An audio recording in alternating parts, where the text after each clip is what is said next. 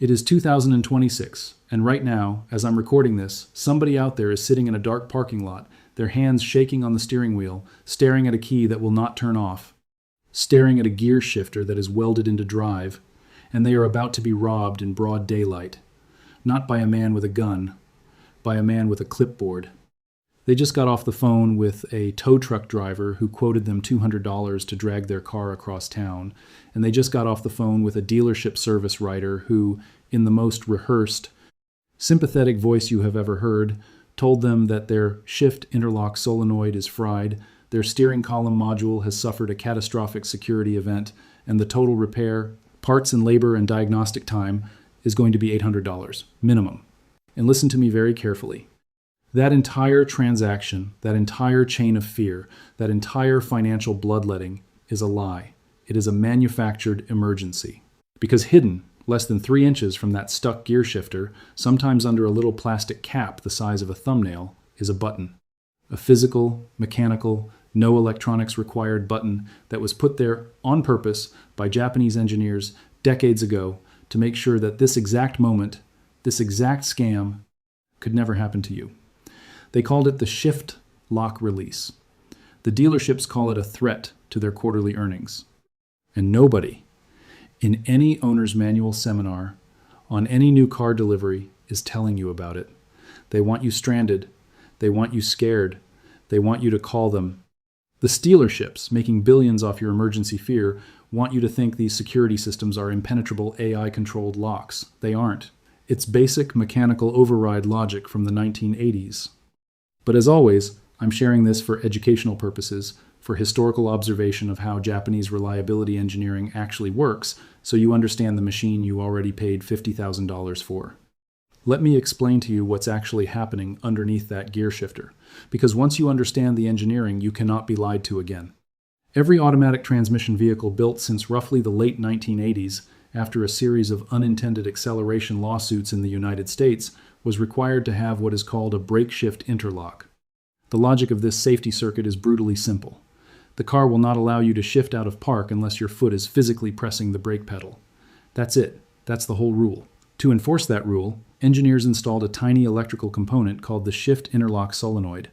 A solenoid, for those of you who haven't cracked open a steering column lately, is basically a small electromagnet with a metal pin. When power flows through the coil, the pin retracts, and the shifter is free to move. When power is cut, a spring pushes the pin back into a notch, and the shifter is mechanically locked into park. Now, what tells that solenoid to receive power? A signal. And where does that signal come from? 2 places.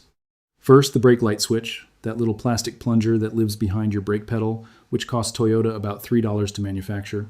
Second, the ignition switch position, telling the car that the key is in the on position. If either of those 2 cheap, simple components fails, the solenoid never receives its release signal, the pin stays in the notch, and your shifter is locked forever, until somebody intervenes. Now, here's where Japanese engineering separates itself from the rest of the industry in the most beautiful, philosophical way. Toyota, Honda, Lexus, Subaru, Mazda, they all subscribe to a design principle called fail-safe mechanical redundancy. Their position has always been this: if an electrical system fails, the driver must never be permanently trapped by it. The machine must always yield to the human. So they did something the Germans refused to do, something the American manufacturers minimized, something the modern luxury brands actively hide. They installed a physical mechanical override directly on top of the solenoid. A little plastic button or a little keyhole that, when pressed with a key, manually depresses the solenoid pin, retracting it from the notch, releasing the shifter instantly. No power required. No battery required. No diagnostic computer required. It is a piece of plastic pressing against a piece of metal. That is the entire technology, and it costs them nothing. And it saves you $800. If you've ever been stranded in a parking lot at midnight with a stuck shifter, hit that like button right now and break the dealership's algorithm. Drop a comment and tell me where you live and how much your local Stealership quoted you for a quote-unquote interlock module replacement. Because I am collecting these numbers and the prices I'm hearing in 2026 are absolutely criminal. And subscribe and hit the bell before the tow truck lobby gets this channel shut down for cutting into their emergency call revenue. Let me walk you through exactly how this scam works in 2026, because it is choreographed like a Broadway play. You park your car, you shut it off, you try to remove your key, Or you try to shift out of park to roll it slightly, and nothing moves. Your key is trapped. Your shifter is trapped. You panic. You call roadside assistance. A flatbed truck shows up, charges you between $200 and $350, depending on your city, and drags your car to the dealership. The service advisor, who is on commission, who has a quota, who has a sales target that month, looks at you with practiced concern and says the words that have been carefully focus grouped to maximize your fear. He says security failure. He says electronic theft deterrent module. He says we'll need to run a full diagnostic, which by the way is $180 just to plug in a scanner. Then he calls you back 4 hours later with the verdict. Shift interlock assembly, $400 for the part, 3 hours of labor at $175 an hour. That's another $525 plus the diagnostic, plus shop fees, plus tax, and you're sitting at $900 total, and you pay it. Because what else are you going to do? You need your car back, your kids need to get to school, you need to get to work. They have you over a barrel, and they know it.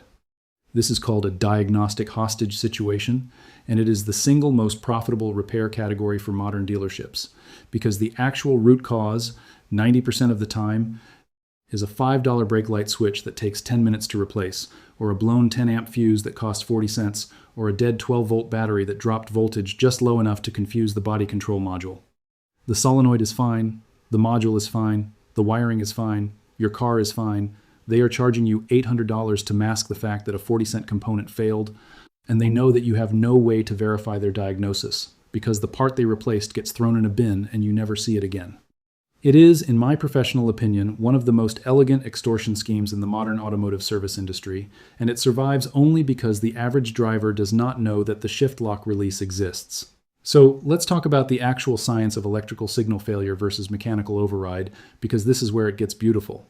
When your car is running normally, here is the exact sequence of events that happens when you want to shift out of park. You press the brake pedal. The brake light switch closes a circuit. 12 volts of power flows from the fuse box through the brake switch into the body control module. The body control module, which is just a small computer with maybe 4 megabytes of memory, less powerful than a 1998 calculator, reads that signal and says, okay, the driver is pressing the brake. I am now allowed to release the shifter. It then sends 12 volts to the shift interlock solenoid coil. The coil generates a magnetic field. The magnetic field pulls the steel pin upward against the spring tension. The pin clears the notch in the shift mechanism. You move the lever. Simple. Now, what happens when something in that chain breaks?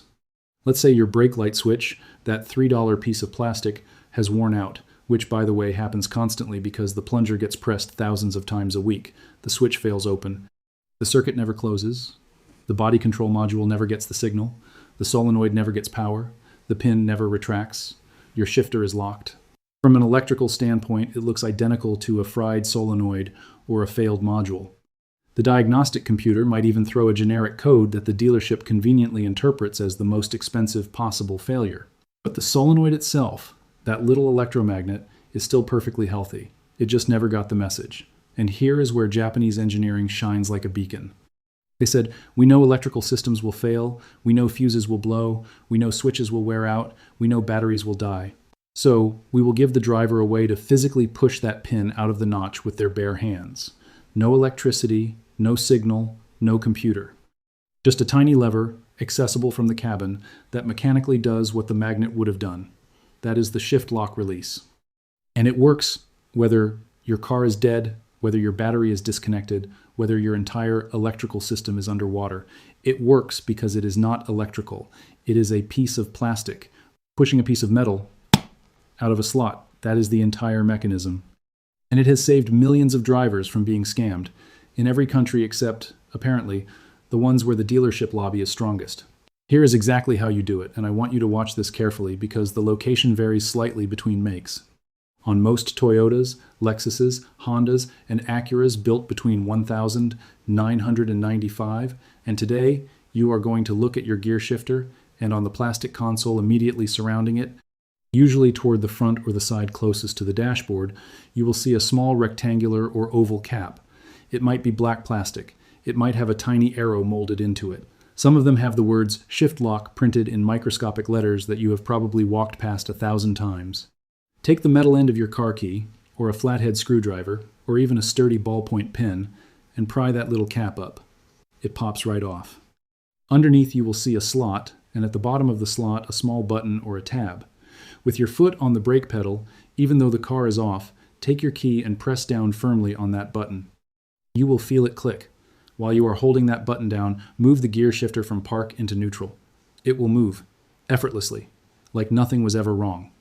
Now you can steer the car, you can roll it, you can remove your ignition key, you can lock your doors, you can go home. Total cost, $0. Total time, 10 seconds. On Hondas and Acuras, sometimes the access is slightly different, but the principle is identical. Read your owner's manual. The instructions are in there, buried in Chapter 14, on a page nobody reads. The manufacturers are required to tell you. They just hope you never look. The dealerships are not going to like that you watch this video. The tow truck companies are not going to like that you watch this video. So before you click away, please subscribe and hit the notification bell, because the next video I'm releasing exposes the cabin air filter scam that is costing American drivers $400 million a year in 2026, and you are going to be furious when you see how simple that fix is. Share this video with every single person you know who drives a Toyota, a Honda, a Lexus, an Acura, or honestly any automatic transmission car built in the last 30 years. We are going to break this scam, one driver at a time. Stay sharp out there, protect your wallet, and remember, your car was built to serve you, not to imprison you.